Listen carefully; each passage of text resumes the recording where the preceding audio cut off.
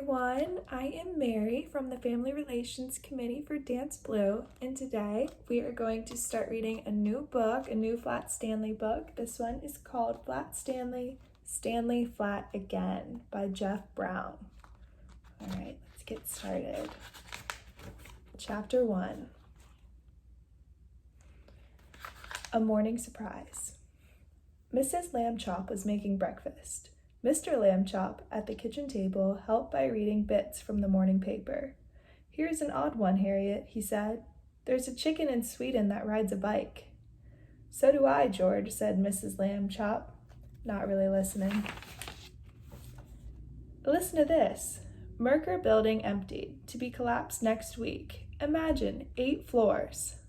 "Poor thing," Miss Lambchop set out plates. "Boys," she called, "breakfast is ready." Her glance fell upon a row of photographs on the wall above the sink. There was a smiling Stanley, only half an inch thick, his big bulletin board having fallen from the bedroom wall to rest upon him overnight. Next came reminders of the many family adventures that had come after Stanley's younger brother Arthur had cleverly blown him around again with a bicycle pump. There were the brothers with Prince Hurrahs, the young genie who had granted wishes for them all after being accidentally summoned by Stanley from a lamp. There was the entire family with Santa Claus and his daughter Sarah, taken during a Christmas visit to the North Pole. There was the family again in Washington, D.C., in the office of the President of the United States, who had asked them to undertake a secret mission in outer space. The last picture showed Arthur standing beside a balloon on which Mrs. Lambchop had painted a picture of Stanley's face. The balloon, its string in fact held by Stanley, had been a valuable guide to his presence since he was invisible at the time. "Boys," she called again, "breakfast." In their bedroom, Stanley and Arthur had finished dressing. While Stanley filled his backpack, Arthur bounced a tennis ball. "Let's go," he said. "Here, catch." Stanley had just reached for a book on the shelf by his bed. The ball struck his back as he turned, and he banged his shoulder on a corner of the shelf. "Ouch!" "Sorry," Arthur said, "but let's go, okay? You know how long—" "Stanley! Why are you shouting?" Stanley adjusted his pack. "Come on. I'm so hungry," he paused. "Oh boy. Arthur, do you see?" "I do, actually." Arthur swallowed hard. "You're, flat." The brothers stared at each other. "The pump?" Stanley said. "It might work again."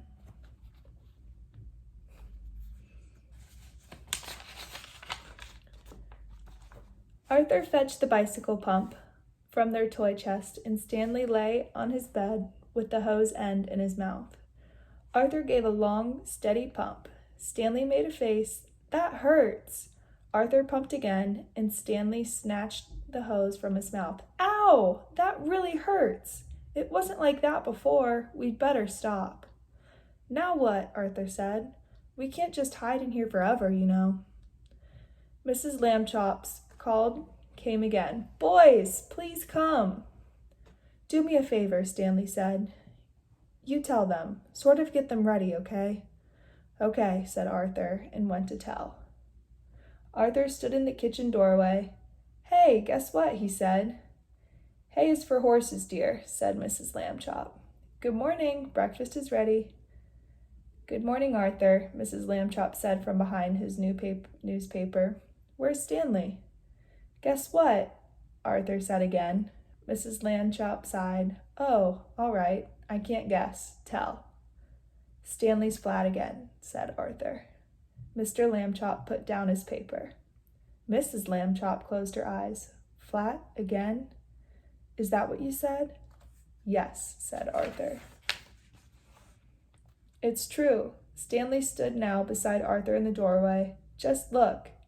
"Good grief," said Mrs. Lambchop. "I can't believe that bulletin board." "It didn't fall on me this time," Stanley said. "I just got flat. Arthur tried to pump me up like before, but it hurt too much." "Oh, Stanley," said Mrs. Lambchop, ran to kiss him. "How do you feel now?" "Fine, actually," Stanley said. "Just surprised." Can I go to school? Mrs. Lambchop thought for a moment. Very well. Eat your breakfast. After school, we'll hear what Dr. Dan has to say.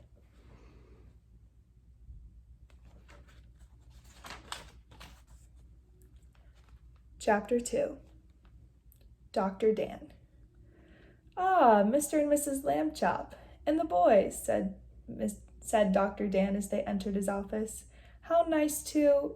His eyes widened. Good heavens, Stanley. Mr. Lambchop, you really must do something about that bulletin board. It is still firmly in place, Dr. Dan, Mr. Lambchop said. We are at a loss to account for this attack of flatness. Dr. Dan thought for a moment. Is there perhaps a family history of flatness? No, Mr. Lambchop said. We'd remember that. We got dressed for school, Stanley explained. We didn't even have breakfast, and all of a sudden, I got flat. Dr. Dan frowned. Nothing happened? Nothing at all? Well, Arthur hit me with a tennis ball, Stanley said, and then I banged my shoulder on. Aha! Jumping up, Dr. Dan took a large book from the case behind his desk and began turning pages. This is Dr. Franz Gemeister's excellent, difficult, and peculiar cases. Just let me find...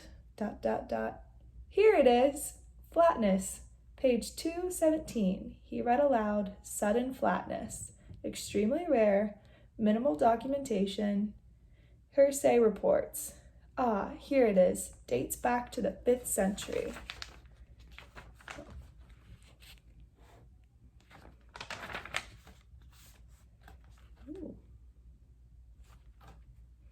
During battle, Mongo the Fierce, in aid to Italia the Hun, was struck twice simultaneously from behind and at once became no thicker than his shield.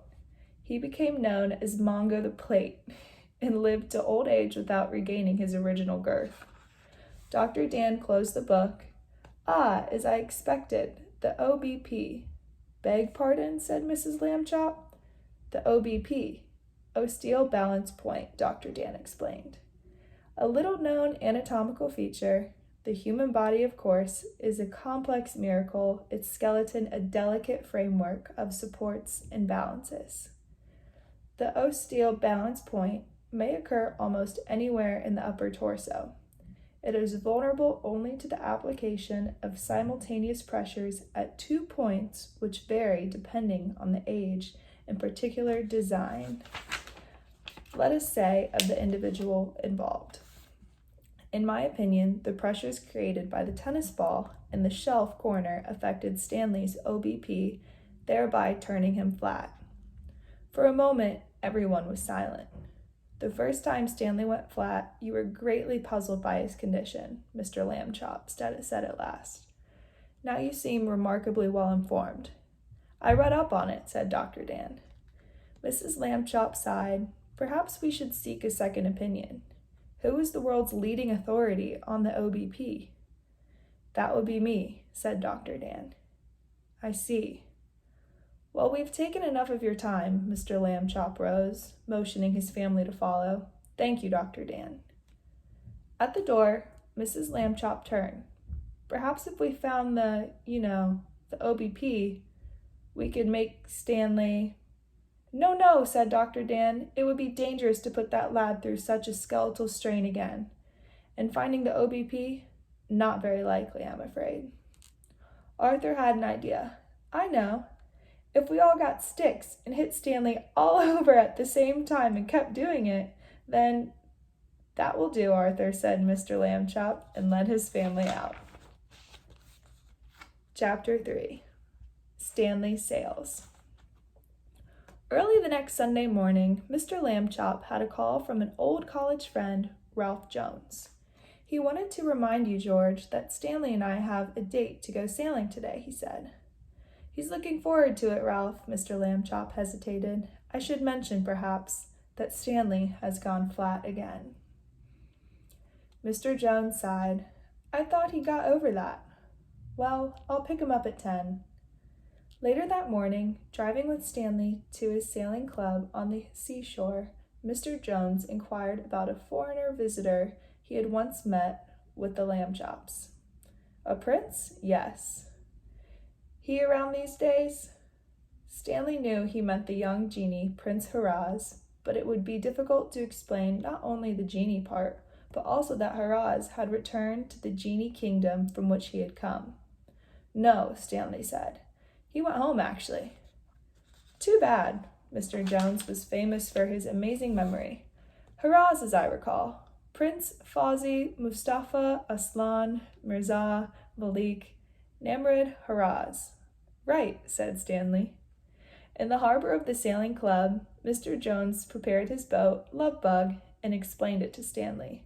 This big sail here is the mainsail, and that's the rudder back there for steering. And this sit bag is another sail called a spinnaker.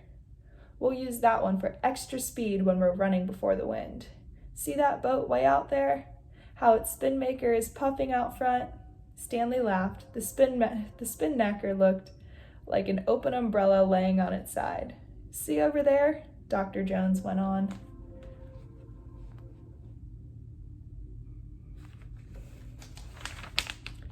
Between the committee boat with the judges on it and the red buoy, that's the starting line. The race ends back there too.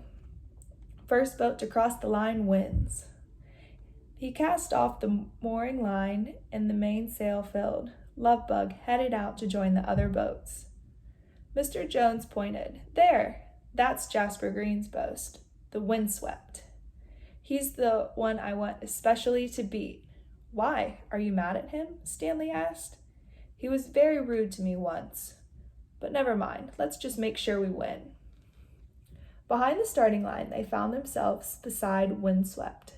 Jasper Green gave a friendly wave, but Ralph Jones ignored him. You're always in a bad mood with me, Ralph, Mr. Green said. Why? I don't. Here we go. A pistol shot had signaled the start of the race. Love Bug and Windswept and the other racers glided across the starting line behind the motor-powered committee boat, which led them along a course marked by buoys with bright green streamers. Stanley sat back, enjoying himself.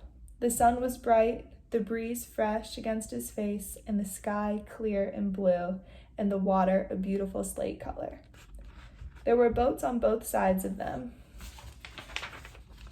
Boats ahead, boats behind. How pretty they were, their white sails making cheerful cackling sounds as they billowed in the wind.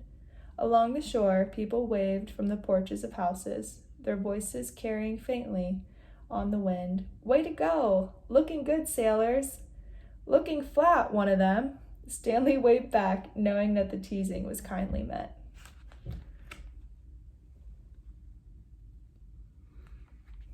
Love Bug passed other boats, but there were many more still ahead.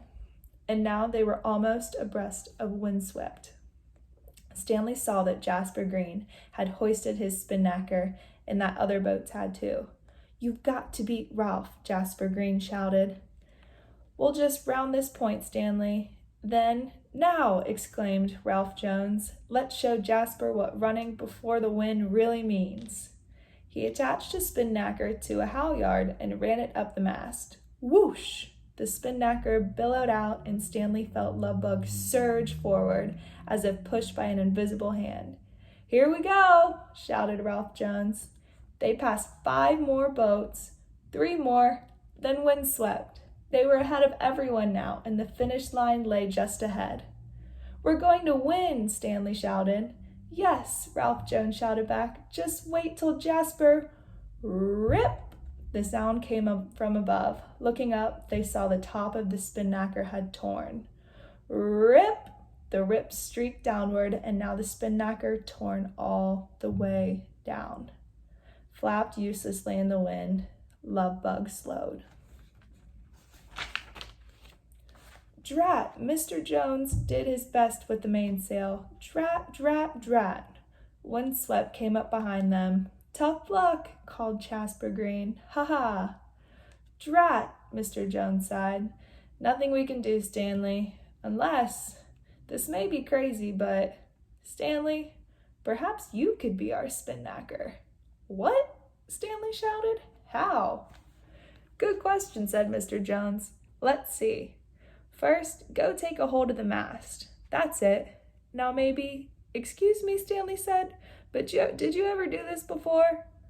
"Stanley, nobody ever tried this before." Mr. Jones took a deep breath. "Okay. Now twist around to face forward and grab the mast behind you above your head." Stanley did as he was told, planting his feet on the sides of the boat to hold him in place. The wind pressed him from behind, driving Lovebug towards the finish line.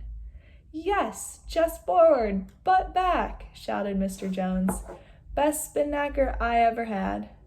In a moment they had passed Windswept, and Stanley could not help laughing at the surprise on Jasper Green's face. And then they were across the finish line. Lovebug had won. Back in the clubhouse, Jasper Green would not admit that he had lost. "A flat person used as a sail? He had never seen that before," he said, and went to the race committee office to complain. But he returned shortly to report that Lovebug had indeed won. The committee had advised him, he said, that there was no rule against a crew member allowing the wind to blow against him. "Great sailing, Ralph," he said. "I thought it was my race, I really did." "Thank you, Jasper," Mr. Jones said, but Stanley noticed that he did not smile. Jasper Green noticed too. "Ralph, you're still mad at me," he said, "but why?" "You spilled coffee on my white pants, Jasper," said Ralph Jones, "and you just laughed when I jumped up." "What?" Jasper Green seemed greatly surprised. "I don't remember. Where? When?" "We were having lunch," said Mr. Jones, "at the old Vandercook Hotel." "The Vandercook? It closed down 20 years ago." Mr. Green slapped his forehead. "I do remember. That lunch was 20 years ago, Ralph." 21, actually. All right, said Mr. Green. "I apologize, for heaven's sake." Ralph Jones smiled warmly.